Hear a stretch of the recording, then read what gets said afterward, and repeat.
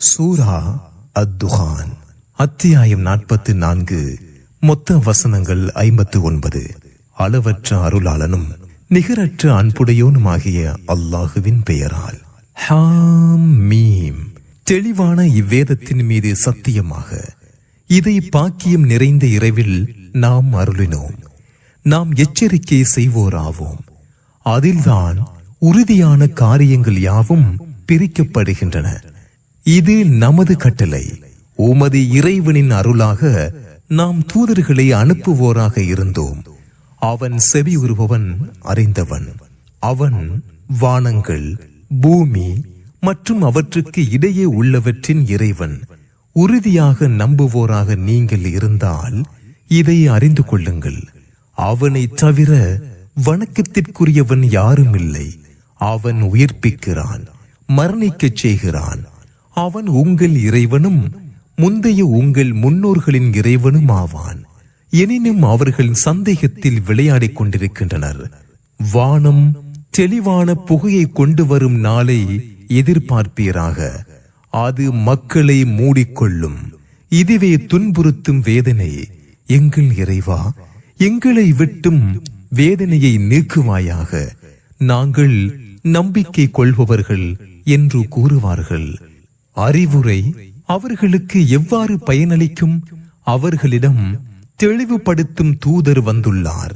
பின்னர் அவரை அவர்கள் அலட்சியம் செய்தனர். பிறரால் கற்றுக் கொடுக்கப்பட்டவர் பைத்தியக்காரர் என்றும் கூறினர். வேதனையை சிறிது நேரம் நாம் நீக்குவோம். நீங்கள் பழைய நிலைக்கு திரும்புவீர்கள்.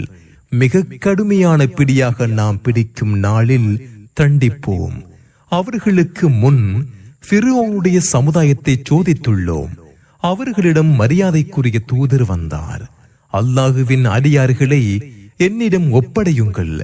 நான் உங்களுக்கு நம்பிக்கைக்குரிய தூதராவேன். அல்லாஹுவுக்கு எதிராக ஆணவம் கொள்ளாதீர்கள். நான் உங்களிடம் தெளிவான சான்றை கொண்டு வருபவன். என்னை நீங்கள் கல் எறிந்து கொள்வதை விட்டும் உங்களுக்கும் இறைவனாகிய என் இறைவனிடம் காவல் தேடுகிறேன். என்னை நீங்கள் நம்பாவிட்டால் என்னை விட்டு விலகிவிடுங்கள் என்றார். அவர்கள் குற்றம் புரியும் கூட்டமாகவே உள்ளனர் என்று தமது இறைவனிடம் அவர் பிரார்த்தித்தார். எனது அடியார்களை இரவில் அழைத்துச் செல்வீராக. நீங்கள் எதிரிகளால் பின்தொடரப்படுவீர்கள். பிளக்கப்பட்ட நிலையில் கடலை விட்டு விடுவீராக. அவர்கள் மூழ்கடிக்கப்படும் படையினராவர் என்று இறைவன் கூறினான்.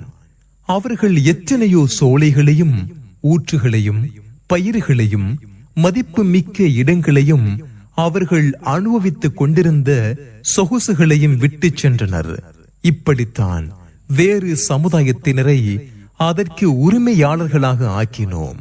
அவர்களுக்காக வானமும் பூமியும் அளவில்லை. அவர்கள் அவகாசம் கொடுக்கப்படவும் இல்லை. இஸ்ராயேலின் மக்களை ஃபிரௌனின் இழிவு தரும் வேதனையிலிருந்து காப்பாற்றினோம். அவன் ஆணவம் கொண்டு வரம்பு மீறியவனாக இருந்தான். அகிலத்தாரை விட அவர்களை அறிந்தே தேர்வு செய்தோம்.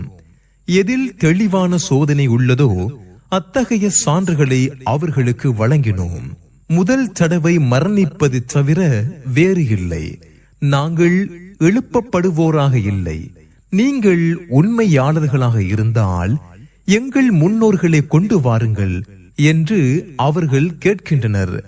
இவர்கள் சிறந்தவர்களா அல்லது துப்ப என்ற சமுதாயத்தினரா? இவர்களுக்கு முன் சென்றவர்களை நாம் அழித்து விட்டோம். அவர்கள் குற்றம் புரியும் கூட்டமாகவே இருந்தனர். வானங்களையும் பூமியையும் அவற்றுக்கு இடைப்பட்டவற்றையும் விளையாட்டுக்காக நாம் படைக்கவில்லை. தக்க காரணத்துடன் தவிர அவ்விரண்டையும் நாம் படைக்கவில்லை. எனினும் அவர்களில் பெரும்பாலோர் அறிய மாட்டார்கள். தீர்ப்பு நாள்தான் அவர்கள் அனைவருக்கும் எச்சரிக்கப்பட்ட நேரம். அந்நாளில் எந்த நண்பனும் எந்த நண்பனுக்கும் எந்த ஒன்றையும் பயனளிக்க மாட்டான். அல்லாஹ் அருள் புரிந்தவரை தவிர அவர்கள் உதவி செய்யப்பட மாட்டார்கள். அவன் மிகைத்தவன், நிகரற்ற அன்புடையோன். ஜக்கும் எனும் மரம் குற்றவாளியின் உணவாகும். உருக்கிய செம்பை போலும் சூடேற்றப்பட்ட நீர் கொதிப்பதைப் போலும் வயிறுகளில் அது கொதிக்கும். அவனை பிடியுங்கள், அவனை நரகத்தின் மையத்திற்கு கொண்டு வாருங்கள் என வானவர்களிடம் கூறப்படும். பின்னர் அவன் தலை மீது வதைக்கும் கொதிநீரை ஊற்றுங்கள், சுவைத்து பார், நீ மிகைத்தவன், மரியாதைக்குரியவன், நீங்கள் சந்தேகம் கொண்டிருந்தது இதுவே என்றும் கூறப்படும்.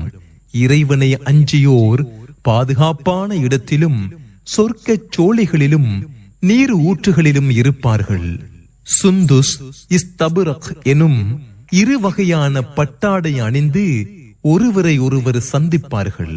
இப்படித்தான் அவர்களுக்கு ஹூருல் ஈன்களை துணைகளாக்குவோம். அச்சமின்றி ஒவ்வொரு கனியையும் அவர்கள் அங்கே கேட்பார்கள். முதலில் அடைந்த மரணத்தை தவிர அங்கே மரணத்தை சுவைக்க மாட்டார்கள். நரக வேதனையிலிருந்து அவர்களை அவன் காப்பான். இது உமது இறைவனின் அருட்கொடை, இதுவே மகத்தான வெற்றி. முஹம்மதே, அவர்கள் படிப்பினை பெறவே இதை உமது மொழியில் எளிதாக்கியுள்ளோம். நீர் எதிர்பார்ப்பீராக, அவர்களும் எதிர்பார்ப்பவர்கள்.